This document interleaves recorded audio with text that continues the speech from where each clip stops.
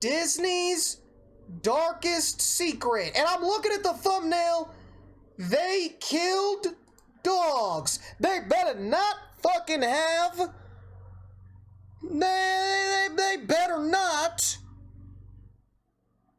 killing dogs. I mean, this is Disney we're talking about, bro. So I wouldn't be surprised by that. That man Mickey Mouse is a whole other type of savage. Chat, by the way, I hope y'all been drinking water. Makes your skin glow, hair shine, teeth gleam, nails sparkle. You know what I'm saying? All right. Let's see what we got. Disney is known to try their best to uphold a very lighthearted and child-friendly public image. But there are some very disturbing stories from their past, and the two we'll be discussing today involve animal abuse. If you were a late 90s kid, the Air Bud films were likely a staple of your VHS collection. And as the 2000s rolled around, the series went in a puppy-centric direction as it morphed Snow Buddies is elite into Air Buddies. The series is beloved for the typical family-friendly fun one can expect from movies of this caliber. What wasn't expected, however, is how dark some of the consequences were for producing its various installments with such young animals. In particular, the majority of these issues arose during the filming of Snow Buddies, set in the ice-cold climate of Alaska, which will be the focus of our discussion today. This story begins in the lower mainland of Vancouver, British Columbia, where the straight-to-video release was being filmed. As protocol with any production involving animals, the film crew were visited by a representative of the American Humane Association on the first day of shooting. This organization is responsible for the "no animals were harmed in the making of this film" disclaimer seen at the end of many productions. There was already some conflict over the dogs chosen to be cast though. The AHA recommended the producers only import puppies older than 14 weeks of age, as health complications can often arise when they are separated from their mothers too young. And this is where the problems began to arise, as all 15 of the puppies on set were aged approximately 8 weeks, meaning that they'd been transported at only a month and a half of age. This not only appeared to be illegal, but extremely dangerous for the animals. So they're just separating the small children, baby puppies from their mothers. Nice, bro. I guarantee you, I don't think anybody would have felt any different if they had used the legal ones, right? Like if they had used the actual puppies that were more than, what did he say, 14 weeks? I don't think anybody would have loved the movie any less by using some dogs that are a few weeks older, you know what I'm saying? So I don't know what the hell was the reason for using the young ones so much, because I would have loved the movie just as much even if they had like the older dogs, you know what I'm saying? I probably would have loved it even more knowing that the dogs they used were safe, healthy, and happy, you know what I mean?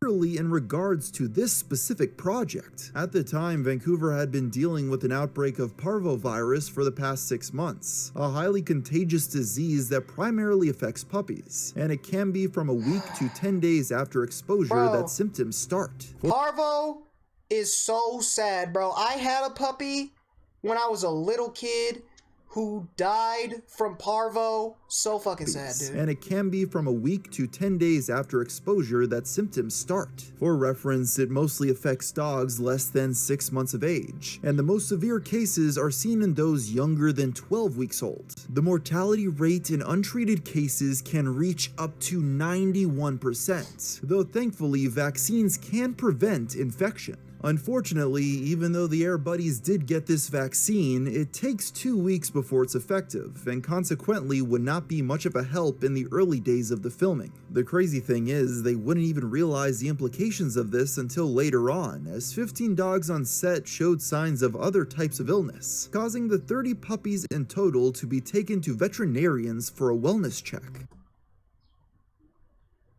30 puppies?! Nah, bro, They dude. were eventually diagnosed with having 2 different parasites, and due to intestinal complications, 3 of these dogs had to be euthanized. The rest were... They euthanized 3 of them from parasites because these dumbass producers don't know what the fuck they're doing. This is psychotic, dude. This is sick. I want everybody involved in the production of this movie arrested and charged immediately, bro. You don't even gotta sentence them to prison. Just sentence them to 5 minutes in a locked bedroom with me and a golf club. Just give me a golf club and I will give them their capital punishment. Keep fucking playing with me.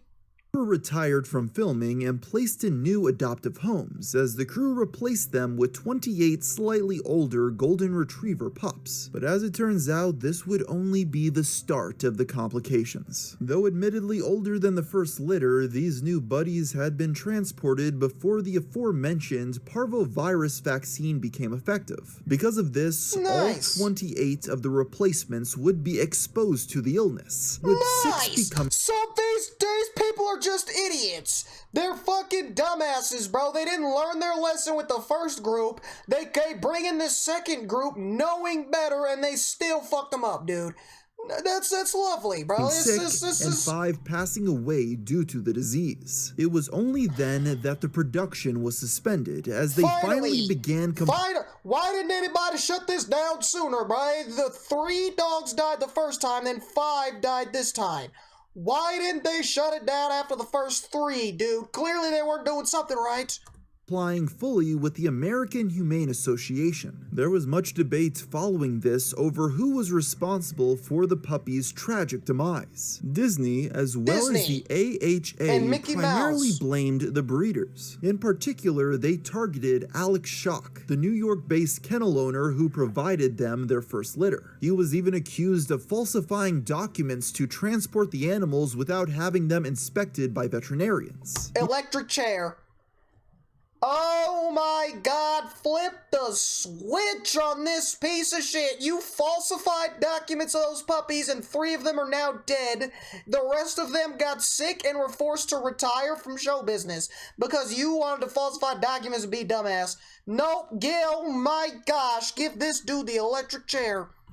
He revealed that Disney's production company allegedly had asked for dogs between the ages of 6 to 7 weeks of age, meaning they'd explicitly requested him to break the law. Alex then claims that they informed him that their plan was to train the puppies for 2 weeks and then film for an additional 2 weeks before returning them. Meanwhile, Schock pleaded ignorance, pointing out that he hadn't obscured their ages and marked them clearly on the forms. He was quoted as stating, "You are assuming that Disney and their production company are going to be taking care of these animals like kings and queens. Now I look like the evilest guy around." According to their contract, any puppies that weren't returned would necessitate the company to pay him $1,000 in restitution. Given that they were placed in new adoptive homes, this meant Schock was owed upwards of $25,000, which he filed a lawsuit against Disney for. He alleged that they continued to use the puppies for the production, even while they required IV drips between periods of filming. It is not publicly known how this suit was resolved. In spite of organizations such as PETA attempting to rally for its distribution to be cancelled, Snow Buddies eventually was completed and released roughly a year after the first 3 dogs on set were euthanized. The crazy thing is literally at the beginning of this, I was sitting here talking so highly of this movie. I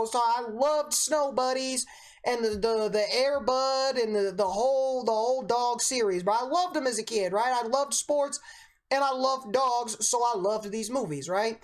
But now I'm sitting here watching this and this is like demented. Like, I don't know if I'm gonna ever be able to look at this movie the same way, knowing that there was about 8 total dogs that died filming this fucking movie, bro. And I better not ever see no dogs were harmed in the making of this movie.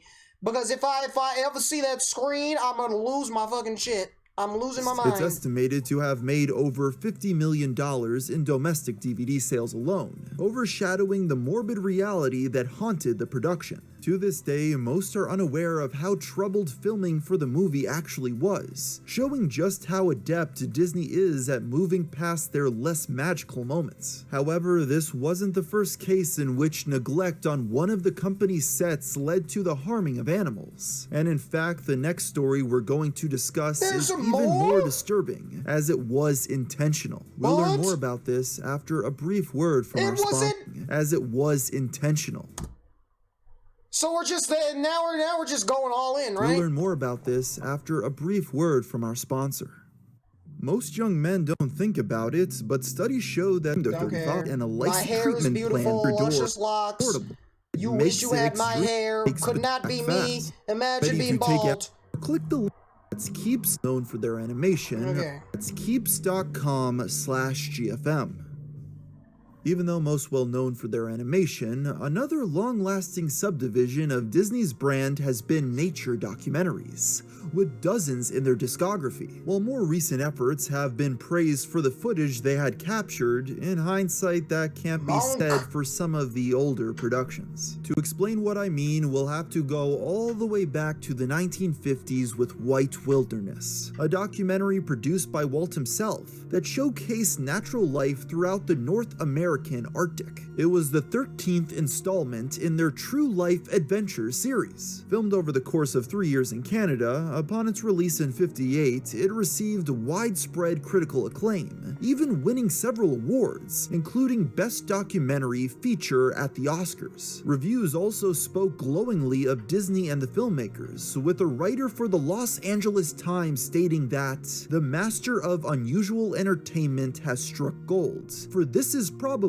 the best of his many true-to-life films. Indeed, what was most impressive to both critics and casual watchers at the time was just how enthralling they were able to make reality seem, using just clever underscoring, editing, and a narration track by Winston Hibler. And for the following decades, this legacy would remain, as White Wilderness continued to be praised as a classic in the nature documentary genre. Okay. However, as people began scrutinizing its content further, things would begin to change. You see, one of the sequences praised by critics was the highlighting of the behavior of lemmings. A creature unknown to most in the era of release, they're a species of rodents found in northern Canada who have evolved to remain active throughout the freezing winters. The documentary showcases their unique migration pattern, following a slice that found themselves near the Arctic shore. The narrator claims that due to instinct, the animals will always attempt to cross bodies of water,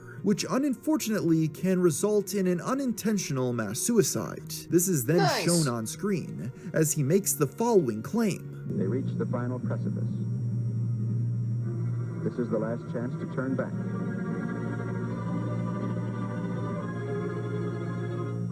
Yet over they go.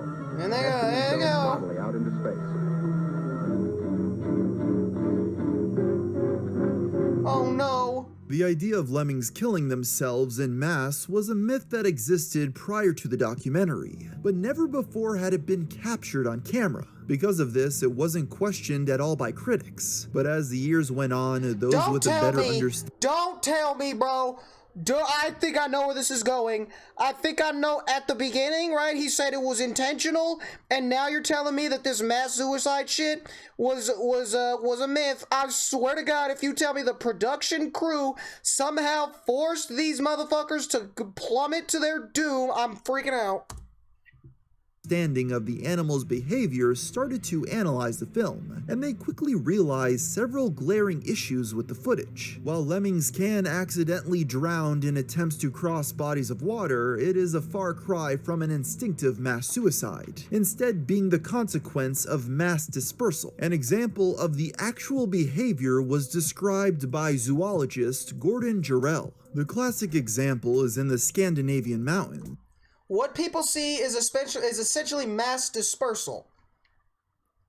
Sometimes it's pretty directional. The classic example is in the Scandinavian mountains, where lemmings have been dramatically observed. They will come to a body of water and be temporarily stopped, and eventually they'll build up along the shore so dense, and they will swim across. If they get wet to the skin, they're essentially dead.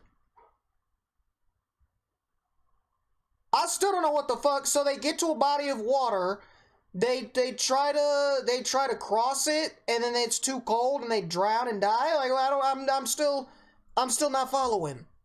streams, where lemmings have been dramatically observed. They will come to a body of water and be temporarily stopped, and eventually they'll build up along the shore so densely that they will swim across. If they get wet to the skin, they're essentially dead. The Disney filmmakers likely heard of this rumor and decided to embellish it upon failing to capture footage of it occurring naturally. We know this because the specific type found in Western Canada and the ones used in the production were collared lemmings. Not only is there no record of this species committing suicide, but they aren't even said to migrate at all. It was upon this revelation that journalists began to investigate the actual validity of these supposed true-life adventures. Their findings would eventually be presented to the public in 1982 through a documentary broadcasted by the Fifth Estate exposing the mistreatment of animals within Hollywood. They discovered that the scene was shot in landlocked Alberta, which wasn't a native habitat for the rodents. This also meant its supposed placement at the Arctic shore was a complete lie, actually taking place at the Bow River. In addition, the production only had a few dozen lemmings, which they'd purchased from local Inuit children. And finally, given that these lemmings weren't known for mass suicide or even migration, the only explanation for their behavior was that the cameramen had deliberately thrown innocent animals off the cliff and continued filming. So Disney was capping. Disney was capping, right? They were not in their natural habitat. That wasn't their natural behavior, and they don't just naturally do those things. So Disney was lying to the people. Back in the, what was it, the 80s? They was just capping up. They say, oh yeah, these little mouse, rodent, rat things, they jump off of cliffs and commit suicide all the time. Yeah, this is normal. This is natural. Whole time these motherfuckers just be kicking it, booling, eating some seeds and shit off the ground. And Disney took them out of their natural habitat and just threw them off of cliffs. How is Disney still legal? How is Disney still fucking legal, dude? There's no way. That's right. It was the 50s exposed in the 80s. Inuit children. And finally, given that these lemmings weren't known for mass suicide or even migration, the only explanation for their behavior was that the cameramen had deliberately thrown innocent animals off the cliff and continued filming as they suffocated to their death in cold water. Even though the truth had been revealed, it was unfortunately too late for any meaningful repercussions to happen. The staging of the scene was legal at the time of filming, and it had now been over 2 decades since the last installment of the True Life Adventures series. The sad reality is that the filmmakers got away with it. The sad reality is that not shit about this was true. It's the true life. No. You truly are capping. That's what it is. True Life Adventures series. The sad reality is that the filmmakers got away with it, even being awarded an Oscar for their negligence. Give me their names. Just give me their names and I will take care of this situation. I will handle this. To this day, it's not entirely clear how complicit Walt Disney and other higher-ups were in these practices, with most claiming ignorance when confronted. After all, what many don't realize is that this genre of nature documentary only became feasible after Disney's series, something even credited in the Fifth Estate's expose. To this very day, the myth that lemmings fall off of cliffs persists in the world, with there even being a popular video game based around the false premise. And while one may expect its infamy to cause the film to be disavowed, from our research, Disney has surprisingly neglected to make any definitive statements. When first confronted in the original expose, they were able to plead ignorance, but this defense won't protect them from the fact that they continue to profit from it to this day. White Wilderness is still currently available to rent and even appeared on Disney Plus when it first debuted. Gruesome lemming scene intact. From the best of our understanding, since then it's disappeared and reappeared on the streaming site yet another time, possibly hinting at some behind-the-scenes dispute over the ethics of republishing. Regardless, it's a far cry Disney don't give a shit, bro. Disney doesn't give a shit about anything. They just want to make as much money and own the entire world, bro. Earth will be renamed to Disneyland. I'm telling you, they gonna own everything and anything, everybody, bro. Disney don't give a fuck because they got so much money, they don't even know what the hell to do with it, bro. That's why they keep posting it up, because they can make even more money. That's why they ain't say shit about it, because then they would lose money. They don't give a shit about nothing but money, bro. It's Scenes fucked. dispute over the ethics of republishing. Regardless, it's a far cry from how many would expect them to treat such an unethical production, given the measures taken to obfuscate Song of the South. It'll be interesting to see if Disney will at some point in the future make an official statement on where they stand with White Wilderness. I would love to say that these are the only 2 instances of animals dying in Hollywood, but that unfortunately is not the case. And maybe we'll discuss some of these other stories another time. But until then, Bro. I think I'll end the video here. This was demonic, deranged, demented, and psychotic all in one, bro. Like, what? First of all, in the 1950s, they made that capping-ass nature documentary throwing small, innocent hamsters off of the side of the cliff for them to plummet into ice-cold, hypothermic water for them to drown and die and perish while the production studio just sits there and laughs, eat fucking pizza on a cliffside, dude. After that, they got exposed for it, and for some reason we're still allowed to work with real-life animals.